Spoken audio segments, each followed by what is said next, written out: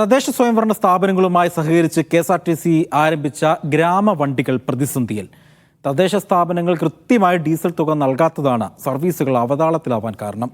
സ്വന്തം പണം മുടക്കി സർവീസുമായി മുന്നോട്ട് പോവേണ്ടതില്ല എന്നാണ് KSRTCയുടെ നിലപാട്. 2 വർഷം മുമ്പാണ് KSRTC ഗ്രാമപ്രദേശത്തും സാമൂഹികമായി പിന്നോക്കം നിൽക്കുന്ന മേഖലകളിലേക്കും ഗ്രാമവണ്ടി സർവീസ് തുടങ്ങുന്നത്. ഗ്രാമവണ്ടി ബസിന്റെ ഡീസൽ തുക വഹിക്കേണ്ടത് തദ്ദേശ സ്ഥാപനങ്ങൾ എന്നതായിരുന്നു കരാർ. നിലവിൽ സംസ്ഥാനത്തെ വിവിധ ഡിപ്പോകളിൽ നിന്നായി 23 ഗ്രാമവണ്ടികളാണ് സർവീസ് നടത്തുന്നത്. എല്ലാ മാസവും 20-ാം തീയതിക്ക് മുമ്പ് തദ്ദേശ സ്ഥാപനങ്ങൾ ഡീസൽ തുക നൽകണമെന്നാണ് വ്യവസ്ഥ.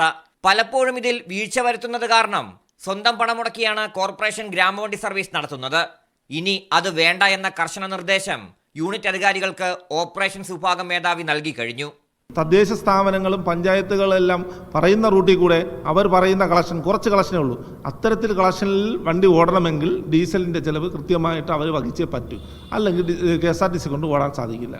ഡീസൽ തുക കുടിശ്ശിക വരുത്തിയതിനെ തുടർന്ന് കിളിമാനൂർ ഡിപ്പോയിൽ നിന്നുള്ള സർവീസ് 2 മാസം നിർത്തിവെച്ചിരുന്നു. കൂടുതൽ ഗ്രാമവണ്ടി സർവീസുകൾ വേണ്ടെന്നാണ് ഗതാഗത മന്ത്രി KB ഗണേഷ് കുമാറിന്റെയും നിലപാട്. RB Sanu, media 1, Thiruvananthapuram.